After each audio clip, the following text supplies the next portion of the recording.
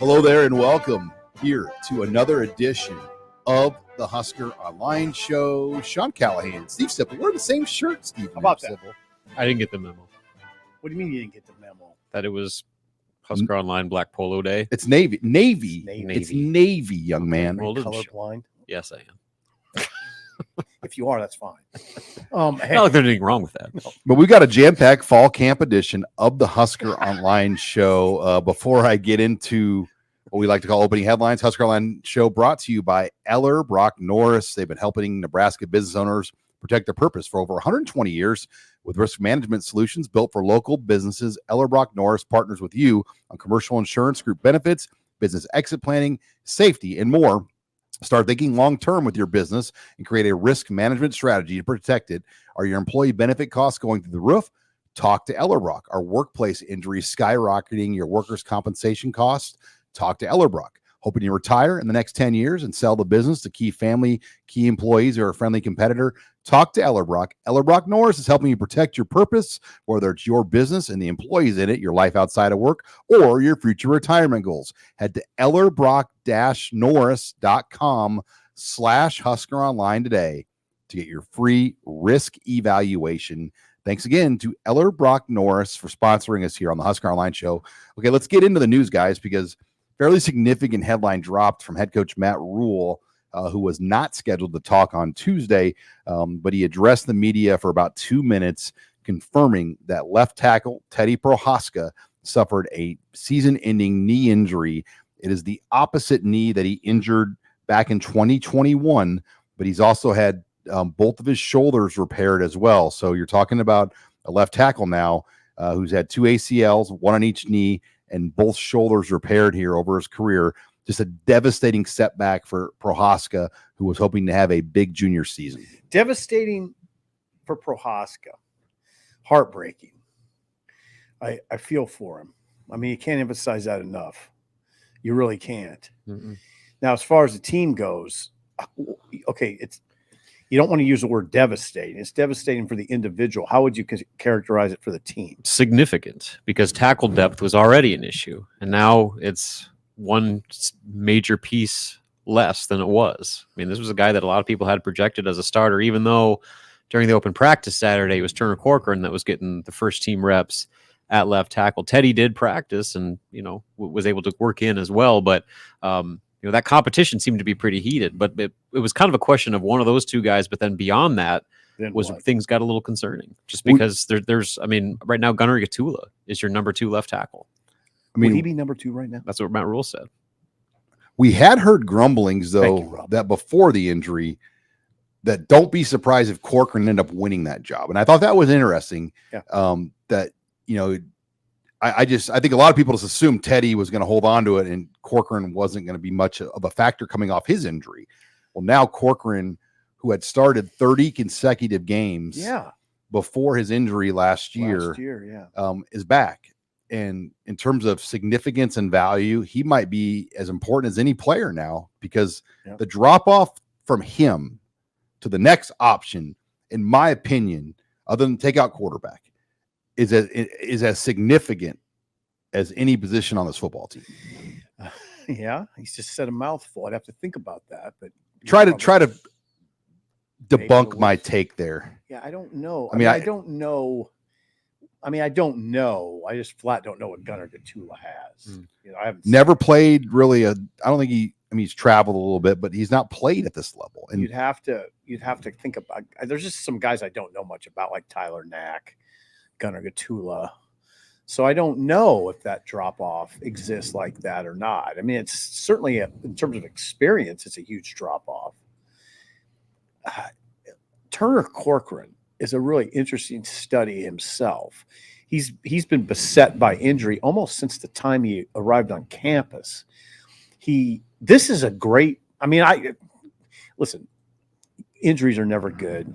All of that, it goes without saying. But this is an opportunity for him, and really, it's an opportunity for him to close his career like he thought it would probably be. Starter, critical element to Nebraska. He was the most highly recruited player in this class in the state of Kansas. He was pretty ballyhooed coming up here. So let's see what that looks like, right? Robin, you saw the open practice. Now he went down in that too, though. Yeah, he got stepped on Okay. his foot, and I think they were just being cautious with him. But beyond that, he's been fully healthy all off season. I mean, since being cleared this spring, so fall camp and the summer, he's had no restrictions, and so he got dinged up a little bit in the practice, but other than that, he's been healthy, which is more important than ever now. Listen, Sean, this is I'm telling you right now as we're talking, there's Nebraska fans who are nervous. All right, this is a left tackle that protects the franchise. I'm going to call Dylan the franchise. Okay, you saw a practice where Henry Latofsky, who could be a starting guard, he's in that conversation. He has some sort of calf injury. Calf injuries are not anything to fool with because it's a deep mass. It's a deep mass injury. Let's see what that looks like too. I will just tell you this: I'm a little nervous. They're not loaded. I know we do this thing where we say, "Oh yeah, the offensive line's loaded with depth." I've never quite understood that. I've never looked at it like that. Hear me out. Okay. Who's been a former tackle in their career? Ben Scott. Ooh. Evans at center.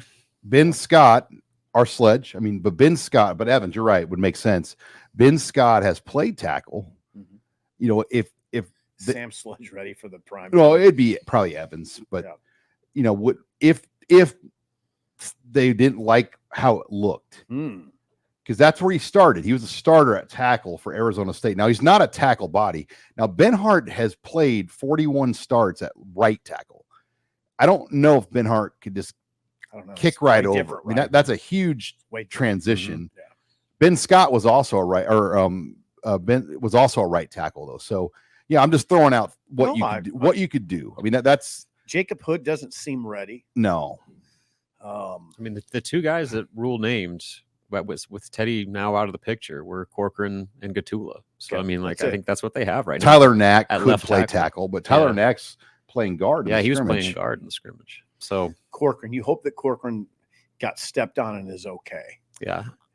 He stayed in the he didn't leave exit practice or anything like that. I think they were probably just being careful with him. But the thing with him too is you got to remember that he's struggled to tackle, and there's a reason why they're looking at other positions, moving him inside to maybe keep him off that island of having to try to block in space like that, which he's now going to have to do. And Sean, was it a year or two ago? He was one of the lowest graded tackles on PFF in the country. So and the city. She's got experience, but that experience has gone through some hard times, and so now he's not only got to stay healthy, he's got to get better. Really interesting. Listen, Sean, Robin, you guys have covered camps for a quarter. Something like this happens always. Yeah, quarter century. It always happens. There's always stress. The head coach has to manage these things. It's stress. My all-time stressful day I'll never forget was a Saturday when Zach Bowman went down with an ACL injury, and then on the same day, Harrison Beck just got in his car and left. Yeah, and we asked, Bill Callahan. I'll never forget. We were in the scrum, and Bill Callahan said, Harrison Beck's not here.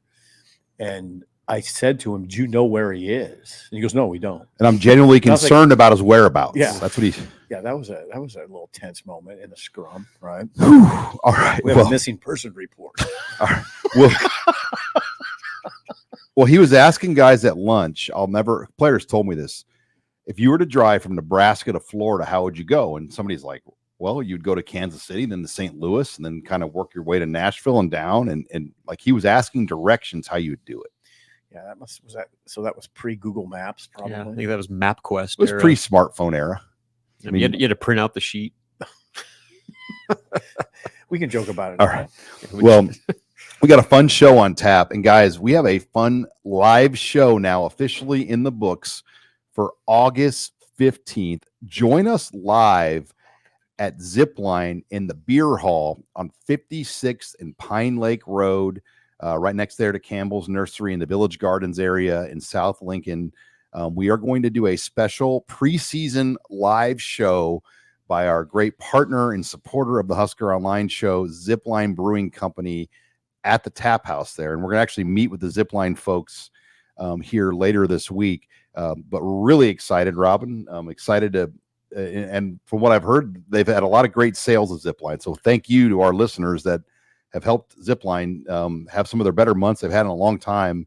And we're looking forward to seeing you guys out there at the Zipline Beer Hall. I'm looking forward to it. I've spent some quality time in that beer hall. Great place, great people, great beer. Really?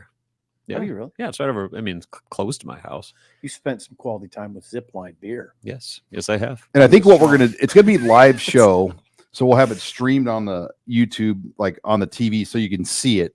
But we'll have speakers that will play and have it out, and we'll be in front. So it will be a unique set. If you want food, they have a neighbor next door, Art and Soul, that does serve food over there. But good food. Art and Soul, good food. Their pretzels are high level. Ooh. They pair very well with the beer over there. I will get a pretzel. I mean, like they're little pretzels, like rolled gold. They might make you a better. margarita there too. I think. I don't need a margarita. I'll have a beer. It's fine. Zip Light. I found that if the margarita's forced, if it's at a place that doesn't make them, they're not worth drinking usually. And for the record, Sip has like one margarita. It's not like, I think there's this thought that you're like drinking like 6 margaritas. I'd say one margarita a month is what it probably. And I'm usually involved in most of them with you. Yeah.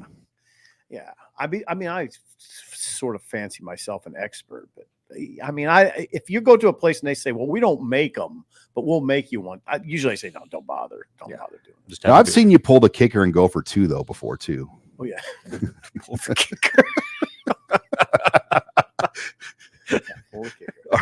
All right. When we come back, we'll talk offensive storylines in fall camp next. You're listening here to the Husker Online Show. And we're back here on the Husker Online Show. Sean Callahan, Steve Sipple, Robin Washett here as we talk offensive storylines. But before we get to that, this segment of the Husker Online Show is brought to you by Babbel.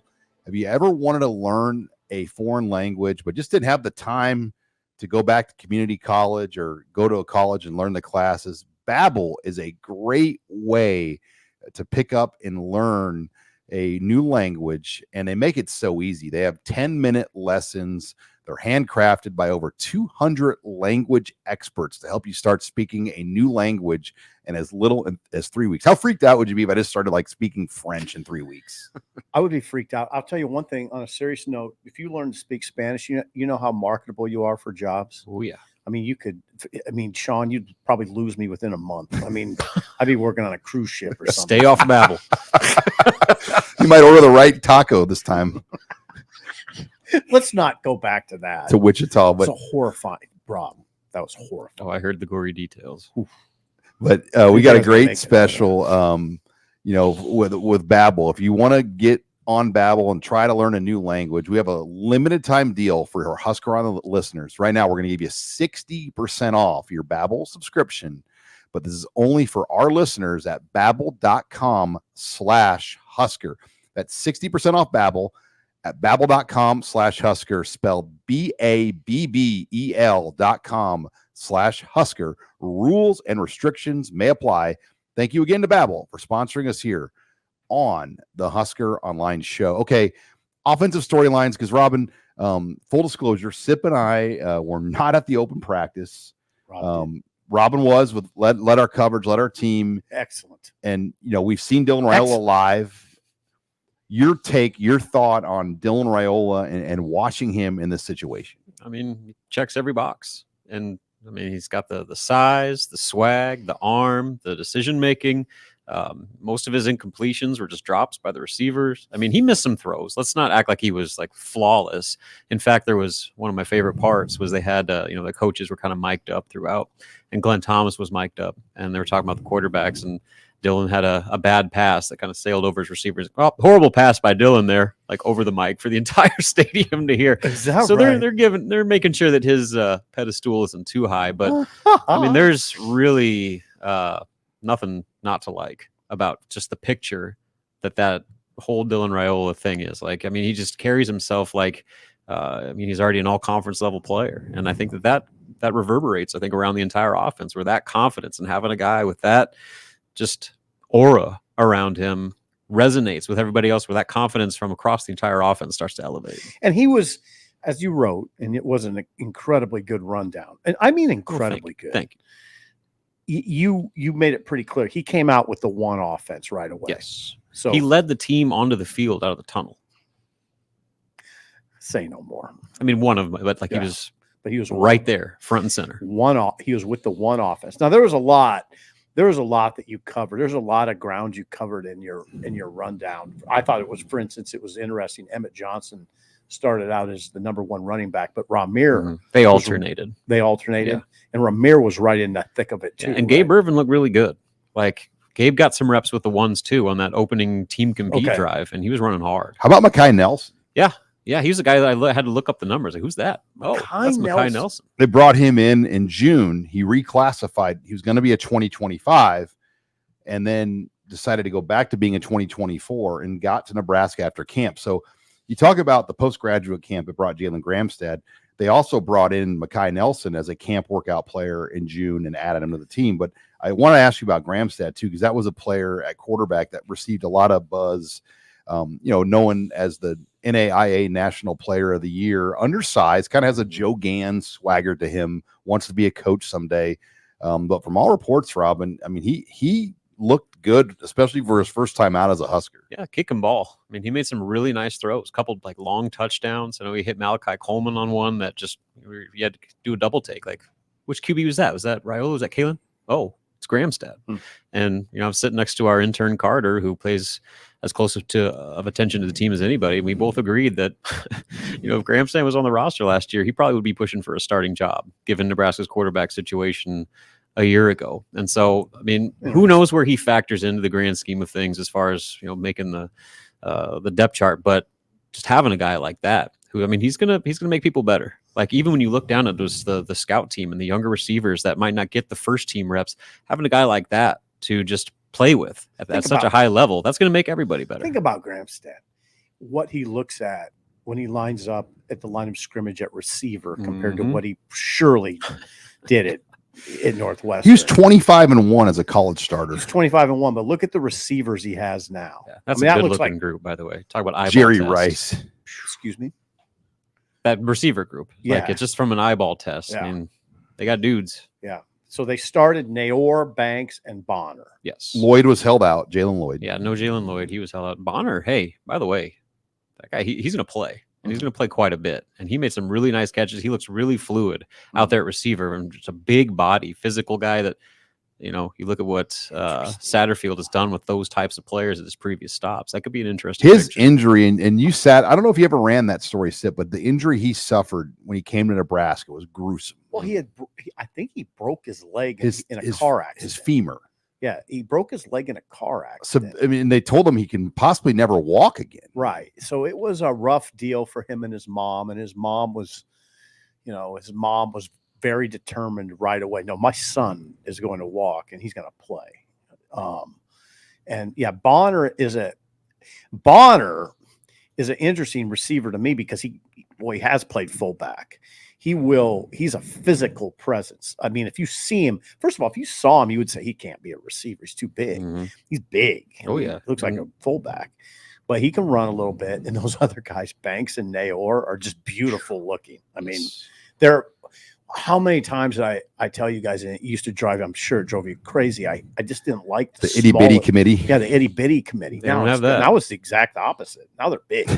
Now they come at you with Malachi. And then you Coleman. throw Carter Nelson out there. You got Fedoni running down the seam. Like, those some big targets. Rule. God bless Matt Rule. Yeah, God bless him. He's smart. He's a smart man. He came in the Big Ten. That's what you need. That's the bodies you need in this league. Yeah, you're it's not the damn Sun Belt. It drove me nuts. Okay? It's not the Sun Belt, Sean. No. It's not the Sun Belt. When Isaiah Garcia Castaneda, he's a grown man. He's back. He's up over 200 pounds now. Yeah, what's he bench, like 380? Big boy. Yeah, and then Malachi. Malachi's a great looking 6'5", 210. Malachi's almost a tight end now. Malachi looks like he looks exactly like you want. He looks like a guy that's walking off the Texas plane. I saw Malachi this summer and I almost didn't recognize him how much bigger he had looked. Big he is, yeah. Like he told me he grew an inch in height. Guys, I think what we're looking at here is a potential to be a remarkable offensive turnaround. Now, yeah, the offensive line thing concerns you right now. It does. but they were so bad last year. That was most of it injury related. What were they off total offense? Definitely in the hundreds. I think it could have been as low as 130. I'd have to go back and look at it, Chicken Nick. They were shielded by Iowa. What's that? Nebraska's offensive numbers were kind of shielded by Iowa's, who were even worse. Right. But I think the turnaround could be somewhat remarkable this year. It was, correct me if I'm wrong. Historically, in the modern day of Nebraska football, you'd be hard-pressed to find an offensive worse than Nebraska's production a year ago. Yeah. Tell me when. God, I hope. 04 Callahan never turned it over that much. Was not that bad. No. 04 Callahan at least had Corey Ross. Yeah. And they had Matt Harrion. Yeah. They had some weapons, and they were serviceable enough. Yeah. Like, they have not had, like, numbers like we saw ever. No, not that I can. You can't really go back to, like, the Jennings era, because that's not really a modern era. They're playing 2 platoon football back then. What was it? The Zach Lee 09 offense? Pretty bad. Like, they had running backs, but they could not. Well, they had NFL receivers still. Yeah, and they could barely get it to them. Yeah. Anyway, I think this offense. Good call on 09. That's a good. Yeah, this offense will look much better. Much better. Again, though, we have to watch closely going forward this month, the offensive line. Mm-hmm. You really do. All right. When we come back, I do want to talk about defense, but I want to hit on some special teams too, because I do think that is a area of concern with Nebraska, both at punter, and then we'll get Robin's thoughts on what he saw from the new kickers, particularly John Hull, next. You're listening here to the Husker Online Show. And we're back here on the Husker Online Show. Sean Callahan, Steve Sipple, Robin Washett, Husker Online Show. Brought to you by, you talked about a great Nebraska sponsor that we're going to work with here in a few weeks, Zipline, another great Nebraska-based business, Omaha Steaks. They are celebrating their anniversary, family-owned business, 5 generations of family-owned expertise that have run Omaha Steaks. Is a worldwide brand, and they not only have some anniversary deals right now, 50% off site-wide. We are going to give you another $30 off at omahasteaks.com. You got to use the promo code, though, Huskers Online at checkout. That's Huskers with an S online at Omaha Steaks. So the price you see at $149, we're going to take $30 more off that price. They deliver it right to your house. Go to omahasteaks.com. Use that promo code. Get some steaks, some burgers, sides, chicken, brats, hot dogs, you name it. They've got it, guys, at Omaha Steaks. Don't they have some sort of like apple thing that you like too? Yes, the apple. God, is it the apple turnover? Turnover, yeah. Yeah, it's that's one of their staple desserts. Yeah, you like that one, don't you? Well, I like the whole package. I like the filet. There it is. There it the is. caramel apple tartlets. Ooh, the tartlets. It is. It's dicey. Good thing I ran today. The tartlet. It does just the word tartlet sounds dicey. I'm telling you, the filet mignon burgers, I didn't know what I was getting into. You like those a little too much. Yeah, they were. Everyone was like, "Where are the?" Though these burgers weren't from the store; they're from Omaha Steaks, and they're filet mignon. So, omahasteaks.com. Use that promo code Huskers Online. We're going to give you $30 off. Thanks to Omaha Steaks for sponsoring us here on the Husker Online Show. Okay, defensive storylines. We did hear from John Butler for the first time. Sip, you wrote about him after practice on Tuesday, but just a guy that you can just tell he's thankful how life worked. How it got him to Lincoln, Nebraska, was not expecting to be at Nebraska. And Matt Rule's like, hey, come on, we got a job for you. And it all worked out. And on the surface, I'm just going to say this. He's got more experience and he's a great hire when you compare him to what Nebraska is replacing. His resume is better than Evan Cooper's for sure. Tell me he doesn't remind you a little of George Carlin. The football coaching version of George Carlin. Not quite as funny. Well, you don't know him. Like George Carl, the NBA basketball, or who? George Carlin, the comedian. The comedian. Oh, okay. George Carl is who you're thinking of. I was going to say he's got a little Satterfield in him. Yeah, maybe a little bit. I thought he gave a strong first impression. He's no nonsense. Mm-hmm. He's fiery. You saw that on Saturday too, watching him coach those guys up. I like that. There's no wasted chit chat or games. Like, everything is business. He's fiery, according to Knighton. He's Terrence Knighton. He's super detailed. Mm-hmm. You could tell at the podium he's no nonsense. He's He's 51 years old. He has 30 years of coaching experience. Jeez. Yeah, so he's very, I mean, I'll say seasoned. He's probably seen just about everything, although he said he's worked in a 4-3 defense. He's worked in a 3-4, and then for the last 6 years with the Bills, it's been a 4-2-5. Never been in a 3-3-5. He said it is unique. It is. That's the one thing I can't emphasize enough to you guys. We are watching a unique defensive system, and I was sort of hesitant to acknowledge that because I'm always the guy that's like, oh, it's just come on, they just line up. It's 11 on 11. Yeah, it's not that much different. But it is. I mean, the way Tony goes about it. So he had to learn that. Urban Meyer said that when he's talked about Nebraska. You've heard other coaches say that. Hard to prepare for. And so this John Butler has had to learn it. Didn't act like it was a big problem. Mm-mm.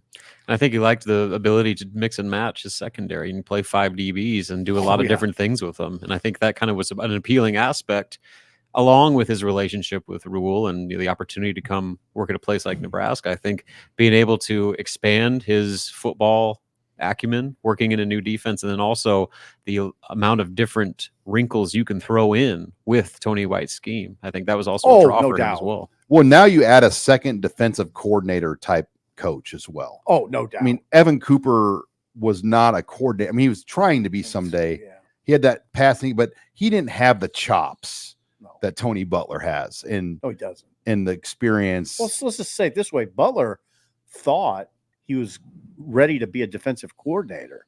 And according to Athletic, that's why he left the Bills. The Bills are the #1 defense in the NFL. And he was a big reason why. And he thought I should have the defensive coordinator job. When they went with someone else, he said sayonara. It's according to the Athletic. I think it's appealing to a guy like that to have 5 guys on the field. Mm-hmm. I mean, he talked about it today. I mean, that's it's almost half the defense. That means something to those guys. He'll have a huge impact this year when they have. I mean, they have 5 of the 11 defenders. It's that simple, really. Yeah, I was impressed. We also heard from Deshaun Singleton, Robin, who's making his comeback, and he earned a single-digit jersey a year ago, and people forget he was going to probably challenge Isaac Gifford as the leading tackler on this team before the injury, and you just wonder now where he's at, and can he be that player again? Yeah, he was having an incredible season for the first 5 games. Then that injury happened. And Michigan. And the Michigan early. And he could petition to get that year back. And the update on that is they're still in the process of working through that waiver. So there's been nothing determined on that, but they're still hoping that he can get last season's eligibility back, which would be big for several reasons. But yeah, I mean, just his story about kind of overcoming that and how disappointing the timing, just the severity of the injury, but then also the timing of it, where he was just kind of starting to get rolling in that system and then kind of had to start over. He said he admitted it was a hard deal for him, but he leaned on his faith and his teammates and was able to get back to where not only does he feel like he's back to where he was at the end or before that injury, he says he's taken a step forward. And a lot of that has to do with just the mental, like sitting out that year and being able to take a step back. You hear this all the time. You see the game differently. And so I think his understanding of his role and just the entire Tony White defense has made him an even better player than he was when he was finally starting to get his legs under him last year. Deshaun Singleton, you guys, now you saw him at the podium today. I had to scoot out of there to write the John Butler story. I did see him this summer from a distance, and I thought, whoa, that's a big safety. Mm-hmm. Now, was it the podium? Did he look like a big safety? Yeah. Long, rangy. That's a big safety. And when he his came brothers down on the team, is that right? Yeah. Robin? Yeah. You're kidding me. He talked about that a little bit, where that's a big part of this season is for him is not just kind of his own personal development, but making sure his brother gets caught up along with him. Apparently, I'll be darned. Singleton, where he sort of made his mark last year early was coming down in the box and hammering people. I mean, he can really hammer. He was the hardest hitter. DJ Singleton, that's his brother. DJ Singleton, I'll be darned. So up from now, where did he come from? Because they're from Louisiana. Yeah. And in fact, Deshaun's like a horse. Yeah, likes to ride horseback. Riding. And I think he trains him a little bit. He is a freshman wide receiver. Oh, I'll be done. Went to Lincoln East. Who knew? Anyway, All right. Hey, wow. Okay. On that note, I want to transition quickly on Okay. special teams Lock in. because two other things that I want to hit on. Punter situation, Brian Buschini. I think that was one of the bigger takeaways you got from a lot of people. Like, man, what? the punter situation's a little shaky again. Buschini, was it one shank or two shanks? Did you say, Robin? Yeah, at least two. I want to say and it wasn't like just a pure shank, but just kind of just didn't have The that mishit. power. It didn't have the boom sheeny that was the big talk when he first got here. The The average Ireland. 46 yards a punt Yeah. at Montana. It's just the inconsistency, like the same feeling you had watching him punt at the end of last year. I thought that was a takeaway during this practice, where like there just wasn't that pop, and like the punts just didn't seem to have the hang time and the strength that you're looking for, especially for a guy that's that veteran. And so continues to be a major concern. I mean, just the special teams as a whole, but I mean, punter's a question mark right now. That goes without saying. Well, I just want to have some faith in humanity. If you're Buschini, you look at your team and say, we have a good team. This is good. I mean, we have a good offense now. Defense could be, they're talking about Terrence Knighton. They're talking about maybe being the top defense in the country, which might be a little bit much. But if you're Buschini, don't you look at it and say, I'm not going to be the one to drag this operation back? I mean, that's not me. Aren't you doing all you can right now not to be that? All you can. I would assume so. In between the 40s, if the offense stalls out, he needs to be able to pin the ball around the 10 because that's going to win games. 100. Nebraska's defense is going to win on those situations. They're not going to win when you shank it 20 yards. And they were able to overcome a couple of those last year. But in a game where you're going to play 9 or 12 games, take out Ohio State, take out UTEP, take out Northern Iowa, where the point spread is going to be 3 to 7 points every single week. Those punts and field goals are the difference. Could be the difference. 100. And I think the other issue is Camden Cook was out there, and we didn't get to, or he didn't exactly light it up. Yeah, light it up. He looked like a freshman out there in his first fall camp, and so like just automatically say, well, yeah, Sam Cook's kid, he'll just take over. Well, I don't know. I don't know if that picture is any better than what they got. Now, John Hall was kicking for the injured Tristan Alvano as well as Nico. Give me the Automanelli. But I heard really promising reports about John Hall. Yeah, I was watching kind of a lot of different things, and during their special teams, they had both kickers kind of go alternate and do, I want to say 3 or 4 kicks each from 47 yards. Both guys nailed all of them, and the accuracy was there. But with Hall, I mean, I talk about that kind of that boom factor with the ball off the foot. He had that where he's driving the ball. It's not just kind of inching it over the crossbar. Like he's kicking with some authority. And so that, we talk about the kicking situation with Alvano, who obviously is still coming back off his injury. You feel a little bit better after watching that, especially with John Hall. All right, when we come back, we are going to open up the mailbag. We'll take your questions next. You're listening here to the Husker Online Show. And we're back here on the Husker Online Show. Sean Callahan, Steve Sipple, Robin Washett. Before we get into the mailbag, Husker Online Show brought to you by HelloFresh. And let me tell you, you hear all about these different meal kit companies. HelloFresh is the best one. Both Robin and I have had great experiences with them. And what they do is they send you a box of everything fresh, the ingredients, the meats. It's not frozen. It's all like fresh produce, fresh steaks, fresh meat in a cooler box right to your door. They give you the recipes, and each one is in its own bag. So all the spices, all the things you need. And, actually last night we made a wonderful crusted almond chicken dish. I'll be darned. And my daughter and my mother-in-law made it for us. And it was outstanding. It was healthy. Mother-in-law was over on a Monday? Well, she's helping out this week because my wife's back at LPS. Okay. But mother-in-law on a Monday is a lot. And we keep going. We have to geez Louise Sipple. Jeez Louise. But HelloFresh, great options, lots of great things with them. And we've got a great deal for Husker Online listeners. If you sign up for HelloFresh, they're already going to give you some great discounts on your first box orders that they bring to your house. And the more you order, you also get discount boxes as well. But we're going to give you a free breakfast for life as well. simply go to HelloFresh.com/freehusker, and they're going to give you a free breakfast item with every box while your subscription is active. That's breakfast for life. Just go to HelloFresh.com/freehusker. Thanks again to HelloFresh. They're America's #1 meal kit. Okay, mailbag time.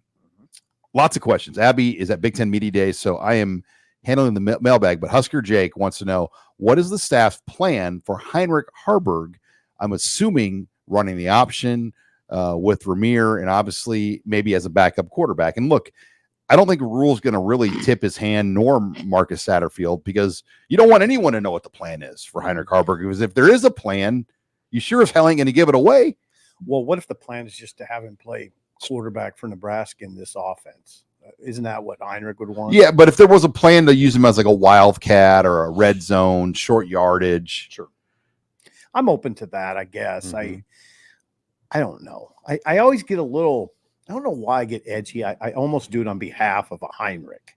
When we start to move toward this specialty player where, how about just being a quarterback?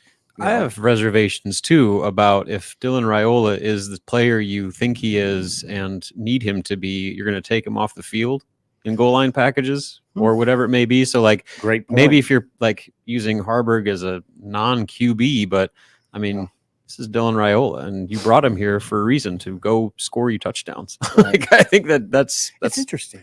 Yeah. It's an interesting conversation. But everything we've seen and everything that we've heard has suggested that their plan is for Heinrich Harburg to be the #2 quarterback. The #2 quarterback, not the #2 backup tight end, the backup tight end or wildcat. That said, he's too good of an athlete to just hold a clipboard. Like, I think they got to find ways to use him. But what do? I mean, you have these great tight ends. He caught a pass last year as a tight end. Well, you got to pull him off the field. You got to pull Fedoni off. Portraiture. I mean, what do you do? Right. Yeah. I mean, you got Carter Nelson now coming in. You have a lot of skill players. I don't know why. I'm just saying, I don't know why you would put him out there when you have all those guys out there. Yeah. When you have Banks and Nayor, and now, I mean, you have Fedoni, you have on and on. Malachi Coleman waiting on the sidelines. Oh, we're going to stick Heinrich in there. Can you put him out there, though, with Raiola at the same time and then motion Raiola out and then direct snap it to him? And I mean, that's what I would Stuff like that. Yeah. That's what I would envision. Okay, I'm open to the conversation. Like where you have him out, but we're talking like maybe a couple times in a game. I mean, this is not like Rex Burkhead and the 09 Wildcat. Tebow, Chris Sleek combo. What you're getting is the old curmudgeon Sipple that I'm not big on gadgets. Yeah. What if the offense is really good? Why would you want to screw around? That's kind of my point. Yeah. All right.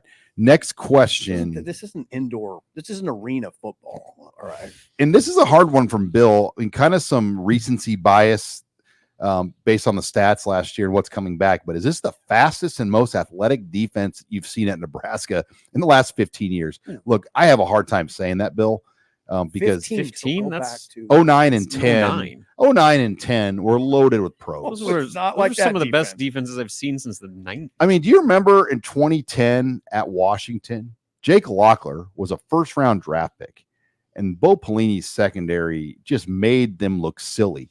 And the coach of that team was this guy named Steve Sarkisian, who, by the way, could coach football pretty well. What about we say the last 10 years, though? 10 years. So since 14 on?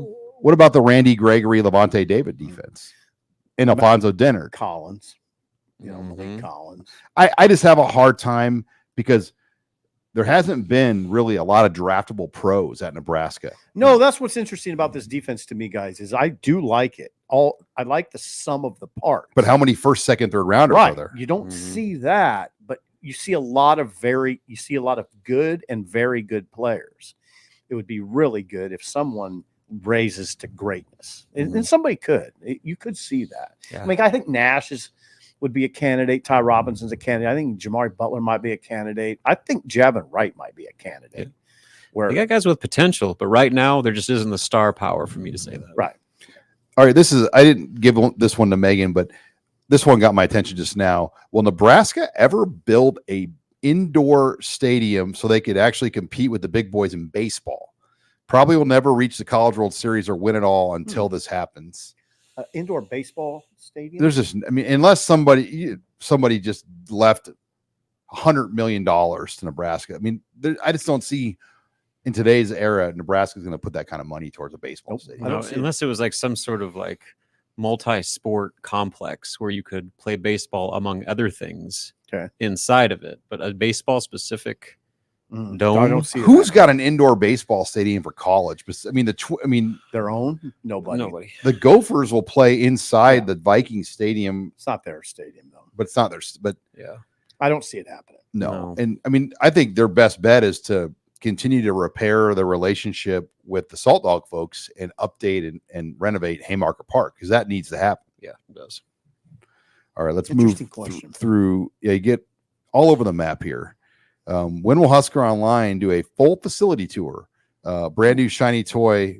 We haven't shown up. Look, we've seen the facilities, and we've posted some of these things between the training table, the weight room, and the recovery center. But we haven't been inside the locker rooms. I guess that'd be the one. Well, they haven't been in there very long, right? That's part of it. They haven't. How long? Well, okay. I would ask you this, and this is somewhat revealing of me maybe not being up to date as I should. Are they all in now? Is the football team all in? Yeah, everything. Everything. That they're eating there now too. Okay.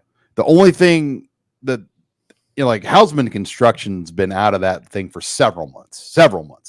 Like, I mean, it's not like they just pull. I mean, they've been out for a long time. Okay. I mean, I think there's just interior, like small things that Nebraska is doing, but I think they're done. I mean, they're in there. They're eating there. The new food providers in there, so they're good. Okay, I got two more I want to get in. Quick one here. Would Dylan Raiola, if he was still committed to Ohio State or Georgia, would he be their starter? Look, I think we all would agree Georgia, no. Not Georgia. Carson Beck's the favorite, I think, to win the Heisman. Yeah, he could be the number one overall pick in the draft. But I think Ohio State's a great question. Will Howard. Yeah, because do they go get Will Howard if they have Dylan Raiola? I haven't been impressed with Devin Brown. They have the kid from the Dakotas. Sean, come on. It starts with a K. Keenholz. Yeah, Keenholz. I don't know much. Started the Cotton Bowl. Yeah, I don't know much about him. I haven't been impressed with Devin Brown. Now, I saw Devin Brown in the bowl game with a bad ankle, so maybe I didn't see a representative Devin Brown. But would they bring in Will Howard with Dylan? Here's the long and short of it. Dylan would have a shot to start Ohio State. Yeah, he'd have a shot. Based on what we've seen, yeah, he'd have a shot. If Dylan doesn't come to Nebraska, I believe Kyle McCord was probably going to be the starter here. Yeah. Like he would have come here and he would probably been the starter. Going back to December, huh? I mean, that week it all played out. Right. I think McCord probably ends up coming. People would be very interested in what you just said. McCord was here. Hey, he's here. McCord was here. We know that beyond a shadow of a doubt. He was at 1890 on an official visit. He was in the state. Yeah, he was on official visit. You think he would have done it? I mean, he ended up at Syracuse, Nebraska, Syracuse. Come on. I mean, what are we talking about? I talked to people that were with him, and before the Raiola, like they're like, "Oh, he's coming." I mean, he was probably coming at that point. It felt that way, at least. Interesting. I mean, he went to Syracuse because Fran Brown and those. I mean, they brought all those new coaches there. Right. McCord would have been fine here because they brought in so many receivers. Would they have gotten those receivers though? I'd have to I mean, one of the reasons Naor and Banks came is because they saw Dylan. they watched Dylan throw and they were like, oh, right. Now, would they have come here with McCord? Well, I don't know. He threw to Marvin Harrison Jr. I know he did, but I'm just saying, would he have been as impressive as Dylan? I don't know. Yeah, it wouldn't have felt as genuine either. Just kind of a 1 year rent a player type thing, and it wouldn't have the feel that we have right now. I think we all agree at that. All right, 100%. Final question: we're taking the Husker Online show to Zipline to the beer hall on August 15th. Somebody asked, would we ever consider doing an outdoor post game show? Hello. Look, it'd be a lot of fun, but I'm a one-man band here. I don't think people understand. Like, I set up all the equipment and get everything ready to go. I mean, there's a lot that goes into it on top of the normal game duties that we do. We need an assistant. One of the reasons why our post-game show, I have to train them. I don't have time to train somebody to do. I mean, there's a lot of things that go into it. Could we be at that point someday? Maybe. I mean, our post-game show numbers are one of them. I mean, that's become more popular than the written pieces we do. Sorry, There Sip. was a message. I mean, the engagement and That was a message. no, the engagement and the interaction that we receive in the postgame show, there's a demand for that. 100.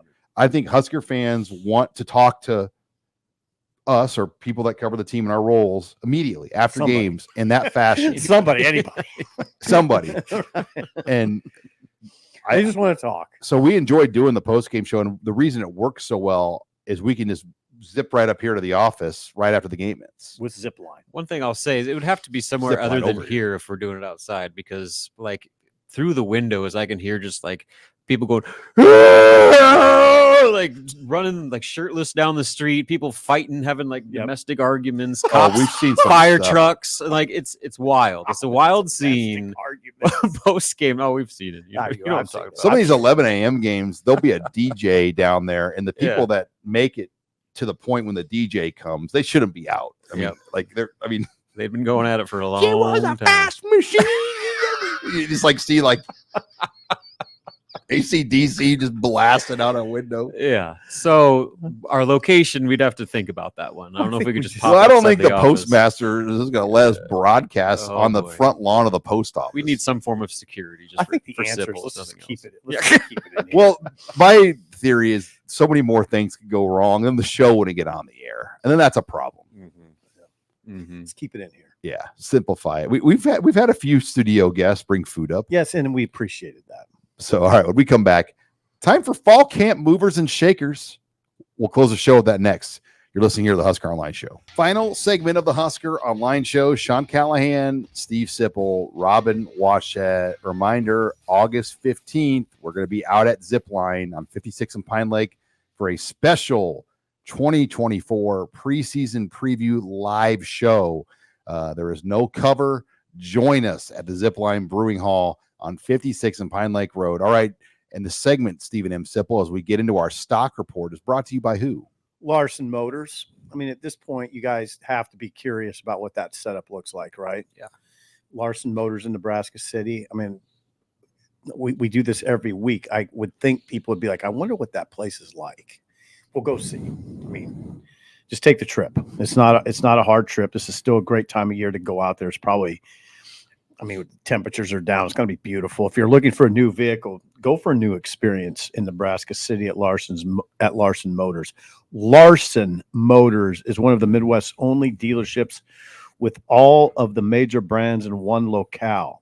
Finding your new Chevrolet, GMC, Hummer, Ford, Chrysler, Dodge, Jeep, or Ram never has been easier. Start this new experience today at LarsonMotorGroup.com. That's LarsonMotorGroup.com. Or at Larson Motors in Nebraska City. Larson Motors, real people, Real deals. real people, real deals. All right. Fall camp stock report. We're who we buying first. I'm going to go out of the gates. I'm buying Isaiah Naor. Just when you look at him, the physical nature, and I think there was some question. And I know, Sip, you talked to some people in the industry too. Leaving Texas, like how good is this guy? He couldn't get on the field for them. A little bit, But at Wyoming, he was outstanding, and I think he's going to get those type of opportunities at Nebraska. He wasn't getting the balls thrown to him or the looks at Texas because of the injury he was coming off of. But I think Isaiah Naor is a guy I'm buying right now. He was darn near unguardable on Saturday, especially in the 7-on-7 work. And so for my pick, I'm going to stick at wide receiver, and I'm going to go with the young buck, Ja'Cory Barney. There's already been some buzz about him going back to his electric kickoff return in the spring game, but I was very intrigued by the fact that not only was he getting first team reps on the very first drive of Team Compete on Saturday, he was getting fed the ball. Like they were finding ways to put the football in his hands on the perimeter off jet sweep actions, bubble screen actions, little short hitch routes, just basically get him the football and let him go make plays. And there's very few athletes as true freshmen in a receiving core as loaded and veteran as Nebraska's that you see that. And so that caught my attention. I think that he's going to have a role this year. All right, stock up. I'm saying Deshaun Singleton. We tend to forget about him a little bit just because he was hurt in the Michigan game, and we don't even remember how good he looked before that. But he's he has quietly, in his own way, which he's not a verbose guy. He'll just be productive as hell once the season gets going. He'll make hits that will sit up there and go, wow, that was Singleton again. So I'm saying Deshaun Singleton. All right, who are we waiting to buy on? I'll go first here on this. I'm waiting still to buy on Gunnar Gatula. I just think we're getting a little far ahead of ourselves to think that he could be ready yet. I mean, he's never really taken a significant snap. And if for some reason something happened to Turner Corcoran, I think there's a genuine concern what you would do at that tackle spot. So Gunnar Gatula could get there, but I still am going to wait to buy on that he would be a viable option to step in as a Big Ten tackle as a redshirt freshman. And on Saturday, Gatula was working with the twos at right tackle, whereas Tyler Knack was at right guard. So I don't know what that means in terms of the future of that tackle rotation, but I thought that was notable. For me, I'm going to go to cornerback and Sierra Wright. He was a guy that when he committed here, just given his high school recruiting profile and, you know, the hype around his name in the recruiting process, that the fact that he came here as late as he did, you would have thought that he was going to be almost a shoo-in to be that other corner to replace Bly Hill. Well, he was with the second team group, and Jeremiah Charles was working with the ones, along with Marquise Buford at those two corner spots. So it's just seems like he's got some work ahead of him to do. Sure. I think a lot of that has to do with how highly they think of Jeremiah Charles, but I think also it shows the work that still needs to be done for Sierra Wright to secure a spot in that starting lineup. He got here late too. He didn't get here until after the 4th of July. Yeah, so that learning curve may be bigger than I personally expected. Did we underplay a little bit that Buford Marcus was playing corner? Marquise, yeah. He so we kind of heard rumblings. I don't mean it about like that. way, but No, like we heard rumblings about it. Yeah.